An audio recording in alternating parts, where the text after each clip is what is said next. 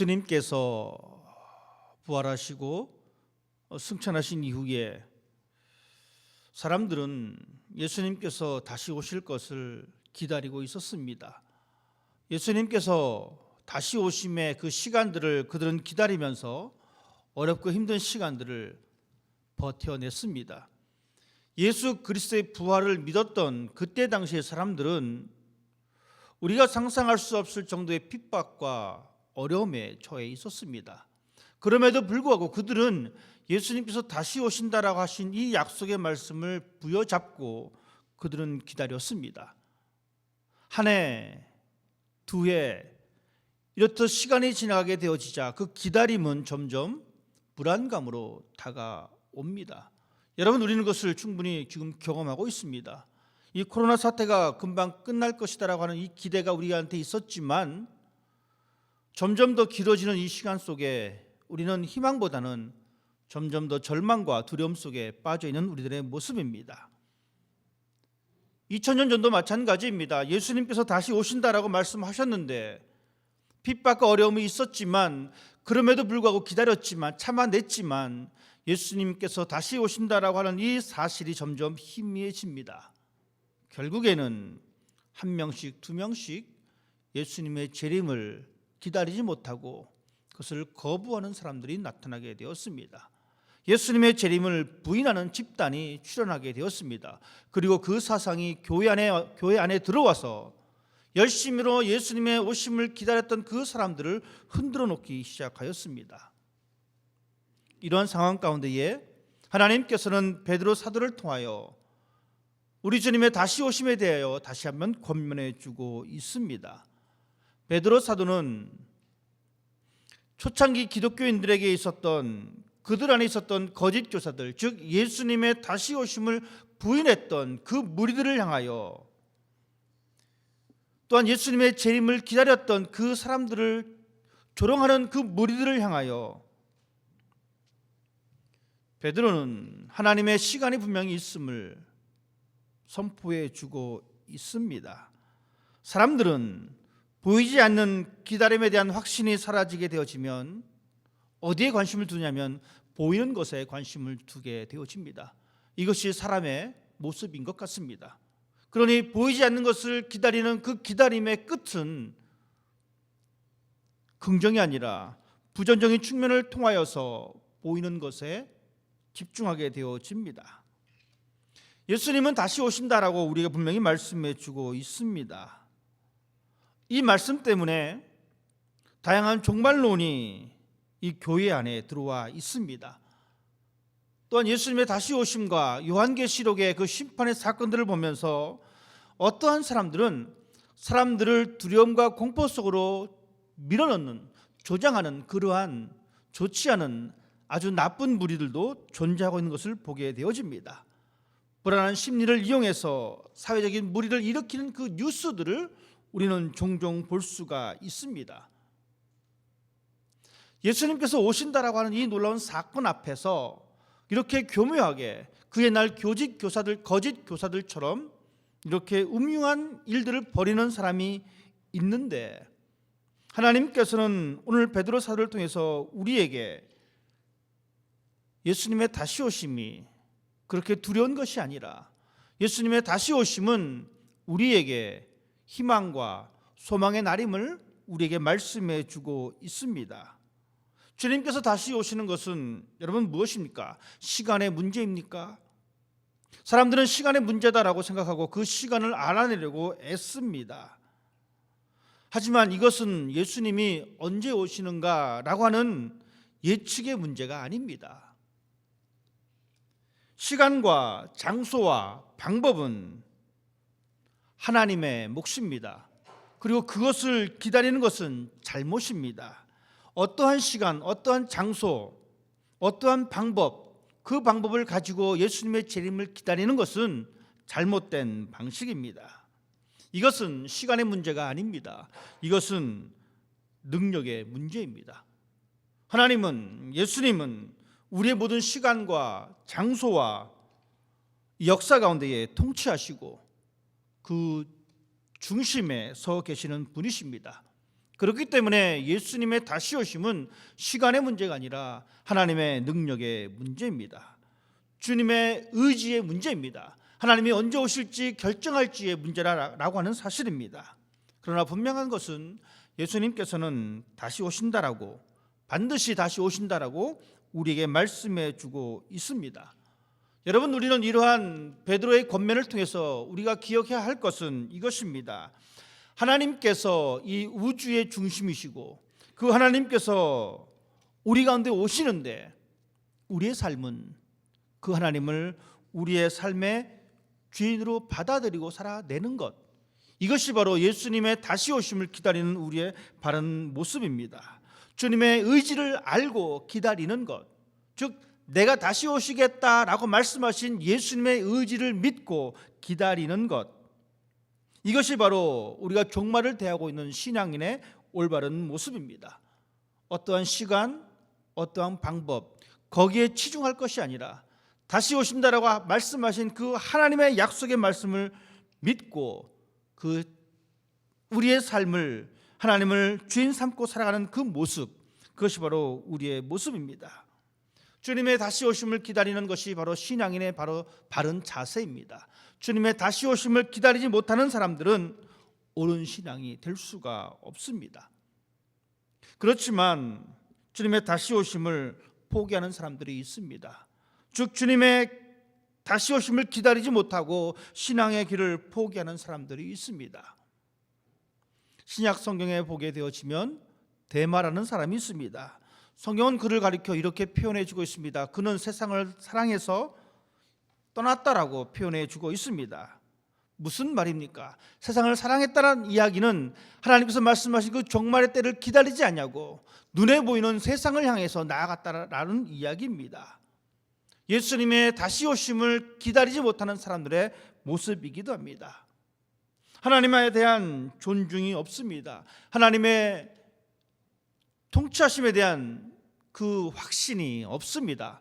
그러다 보니까 눈에 보이는 세상을 향해서 나아가게 된다는 사실입니다. 분명히 우리가 기억할 것은 하나님을 믿는 우리들은 하나님의 다시 오심을 기다리는 사람이 되어야 합니다. 그 시간이 벌써 2000년이 지났습니다. 2000년 동안 우리는 이 사건을 경험하지 못했습니다. 이러할 때에 하나님께서는 이 베드로 사도를 통해서 이렇게 말씀해 주고 계십니다. 사랑하는 자들아, 죽게는 하루가 1000년 같고 1000년이 하루 같다는 이 한 가지를 잊지 말라. 주님께서는 하루가 1000년 같고 1000년이 하루 같습니다. 이 말씀은 구약 시편 90편에 인용되어져 있는 말씀이기도 합니다. 여러분, 하나님은 1000년이 하루 같고 하루가 1000년 같습니다. 여러분, 이것을 우리가 이해할 수가 있겠습니까?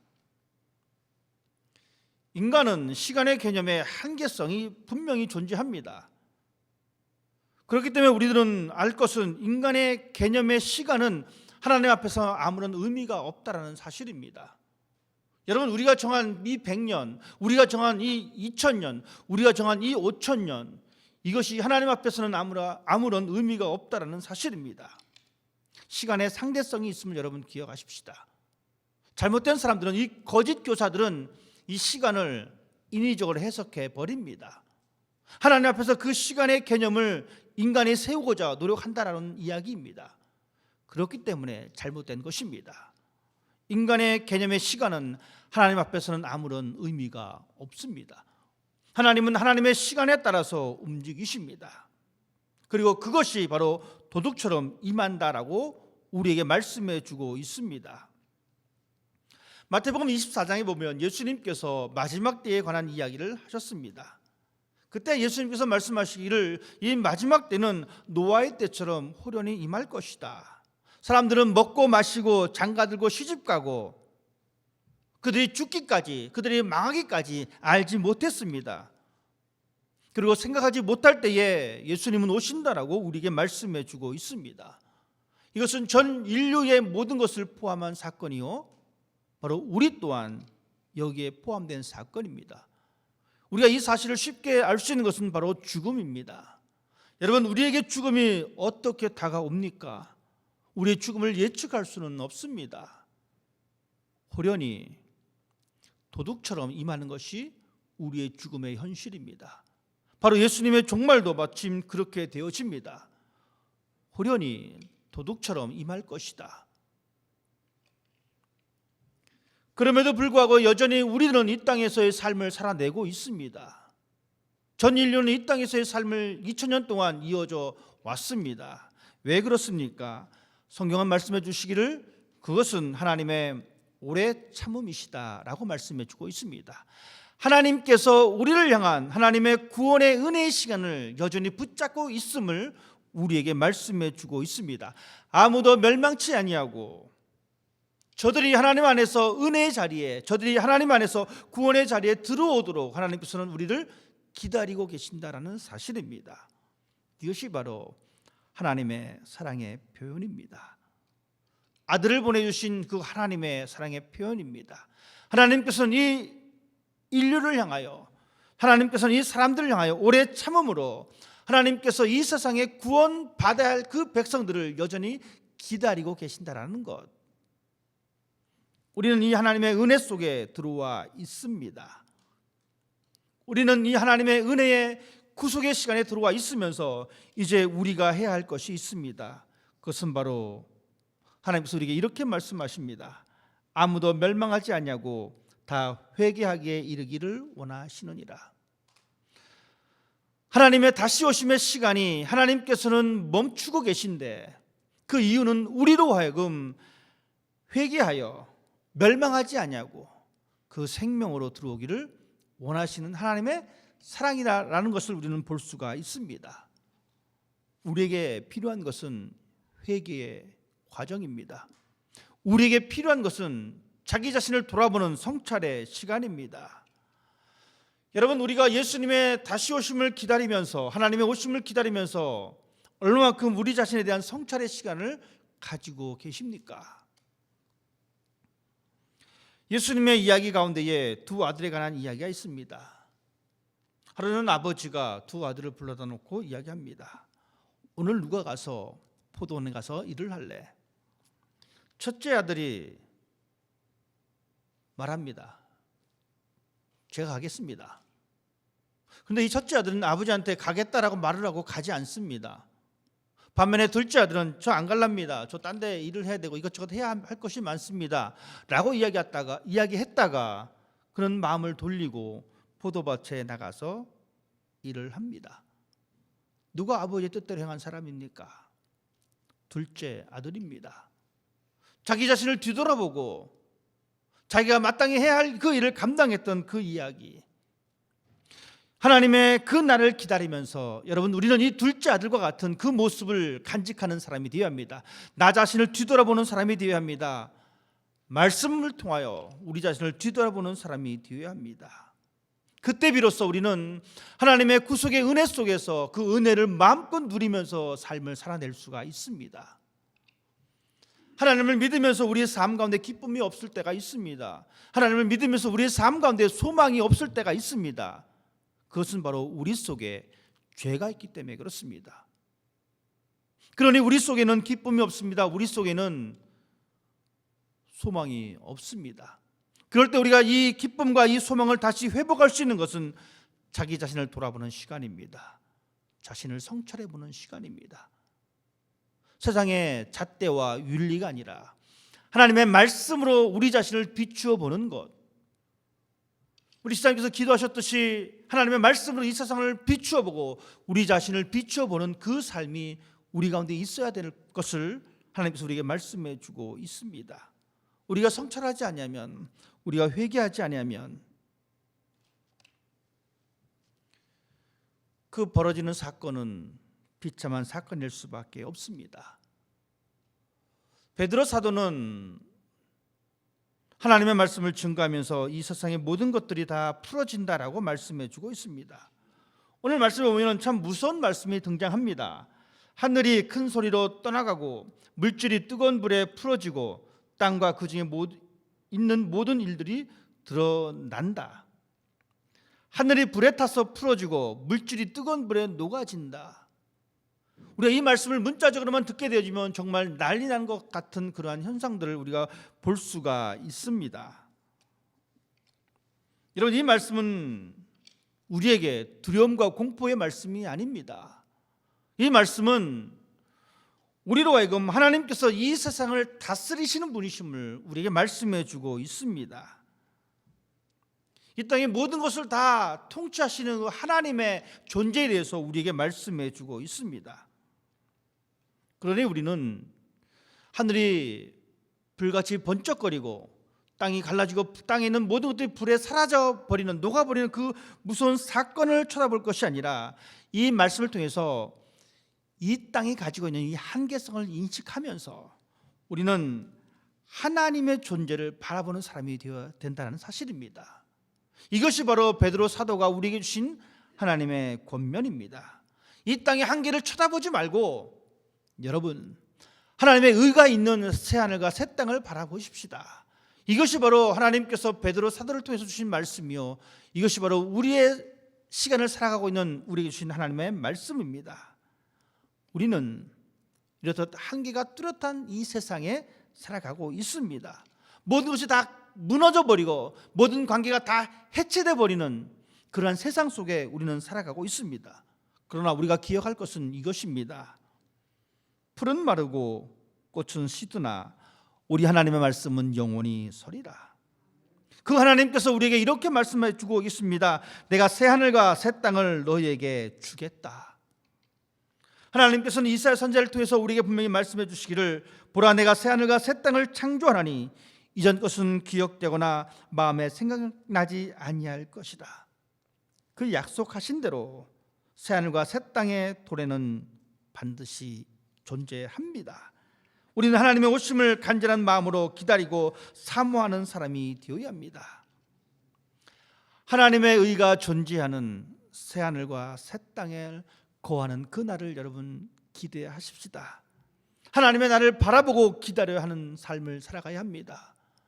그러면 어떻게 우리가 그 날을 기다릴까? 하나님의 말씀에 비추어 나 자신을 뒤돌아보고 우리는 우리가 가지고 있는 이 거룩한 행실과 경건함으로 그 날을 사모하는 사람이 되어야 합니다. 하나님의 다시 오심의 그 날을 우리는 사모하는 사람이 되어야 합니다. 그 날이 어떤 날인지 그것에 관심을 더 둘 것이 아니라 내가 그 날을 어떻게 기다려야 될 것인지 거기에 더 관심을 가지고 우리는 살아가는 사람이 되어야 합니다. 하나님께서는 베드로 사도를 통해서 우리에게 그 방법을 분명히 말씀해 주고 있습니다. 거룩한 행실과 경건함으로 하나님의 날이 임하기를 바라보고 간절히 사모하라. 모든 것은 다 밝혀질 것이다. 즉 모든 것은 하나님께서 판단하실 것이다. 하나님께서 밝혀내실 것이기 때문에 우리는 이 땅의 삶이 때로는 힘들고 어려워도 기다리는 삶을 포기하지 않을 수가 있습니다. 간절히 기다리는 자는 희망의 불을 꺼트리지 않습니다. 아무리 어려워도 우리는 기다리면서 하나님의 의가 거하는 새하늘과 새 땅을 기다리면서 이 땅의 삶을 살아갈 수가 있습니다. 복음서에 보면 예수님께서 이 비유를 우리에게 말씀해 주셨는데 슬기로운 5 처녀와 미련한 5 처녀의 이야기입니다.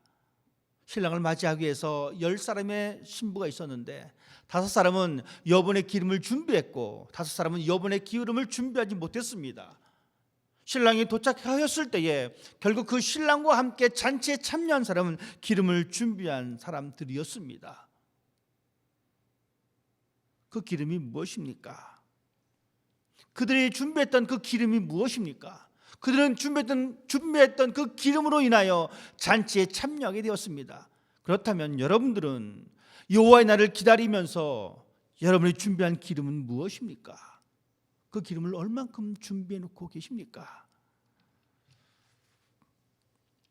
그 기름이 우리의 거룩한 행실이 되기를 원합니다.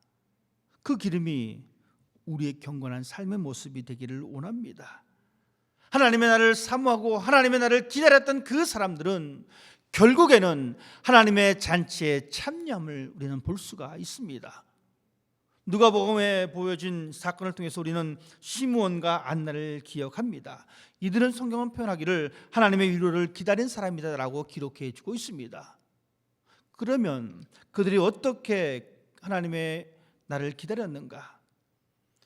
시몬을 가리켜 성경은 이렇게 표현해주고 있습니다. 의로운 사람이라, 경건한 사람이다. 하나님의 위로를 기다린 사람이다. 여러분, 시몬은 의로운 사람입니다. 즉 하나님의 법과 인간의 법을 잘 지키는 사람입니다. 즉 하나님 앞과 사람들 앞에서 정직한 삶을 살아냈던 사람입니다. 바로 이 사람이 하나님의 나라를 사모했던 사람이고, 이 사람이 아기 예수의 탄생을 경험한 사람입니다. 안나 역시 마찬가지입니다. 그는 어떠한 일을 했냐면 성전을 떠나지 않았습니다.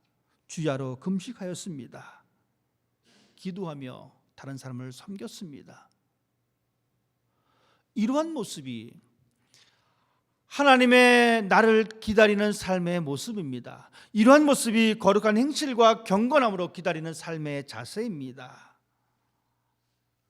그러한 사람에게 하나님께서는 새하늘과 새 땅을 허락해 주십니다. 하나님께서 말씀하신 이 새하늘과 새 땅은 전쟁과 배고픔이 없고 다툼과 싸움이 없는, 우리가 생각하는 어떤 유토피아적인 그러한 세상을 말씀드리는 것이 아닙니다. 생명공학의 발달로 말미암아 건강한 수명으로 오래 사는 것, 그것을 의미하지도 않습니다. 모든 백성들이 배고픔 없이 다 풍부하게 살아가는 것, 그것도 더욱도 아닙니다. 우리가 기다리는 새하늘과 새 땅은 하나님의 의가 통치하는 것, 설령 그것이 어렵고 힘든 환경이다 할지라도 그 자리에 하나님의 의가 지배한다라면 내 삶의 주인이 하나님이심을 고백하는 그 믿음의 고백이 충만하게 되어지면 바로 그것이 하나님께서 말씀하신 새하늘과 새 땅입니다. 예수 그리스도의 통치가 있는 새하늘과 새 땅, 여러분, 이것은 우리가 만들 수 없습니다. 이것은 하나님께서 우리에게 오심으로 새하늘과 새 땅이 시작되는 것입니다. 우리가 열심으로 믿음 생활 잘 한다고 해서 되는 것도 아닙니다. 하나님의 오심으로 말미암아 이루어지는 것, 그것이 바로 우리의 신앙의 기다림의 이유입니다. 예수님의 인격으로 하루하루를 채워나가시면서 여러분 기다리시기를 바랍니다. 새하늘과 새 땅을 향한 믿음은 현재의 삶을 우리가 최선을 다해 살아내므로 말미암아 우리는 그 삶을 살아낼 수가 있습니다. 여러분, 우리의 삶의 목표는 하나님의 날이 임하는 것입니다. 그렇게 마땅히 우리의 삶은 하나님 앞에서 라고 하는 이 단어 앞에 서 있는 사람이 되어야 합니다. 흔히들 쓰는 단어가 있습니다. 코람데오. 이 말은 하나님 앞에서라는 이야기입니다. 내가 무엇을 하든지 내 삶의 주인은 하나님이시다라고 하는 이 사실을, 우리의 삶의 모든 영역이 그분 통치 아래 있음을 고백하면서 하나님, 내 삶은 하나님 앞에 있습니다. 여러분이 어느 자리에서 예배를 드리든지, 여러분이 어느 곳에서 살아가든지 코람데오, 하나님 앞에 이 놀라운 믿음의 고백이 우리 가운데 있을 때에 우리는 우리에게 주시는 이 새하늘과 새 땅의 삶을 이 땅 가운데 살아낼 수가 있습니다. 우리의 삶에 하나님의 의가 나타나야 하나님의 의가 있는 곳에 우리가 거할 수가 있게 되어집니다. 사람의 의는 율법의 행위가 아니라 오직 예수 그리스도를 믿음으로 말미암아 된 것이다라고 하나님께서는 사도 바울을 통해서 우리에게 말씀해 주고 계십니다. 하나님께서 우리에게 주시는 새하늘 새 땅, 하나님께서 우리에게 주신 그 의로 말미암아 하나님의 나라에 거하는 그러한 여러분이 되는 삶이 있기를 축원드립니다. 하나님께서는 우리에게 분명히 말씀해 주고 있습니다. 마지막 날의 의인들은 자기의 하나님 아버지 나라에서 해와 같이 빛나리라. 그 의가 우리 모두에게 임하기를 부탁을 드립니다. 기도하겠습니다.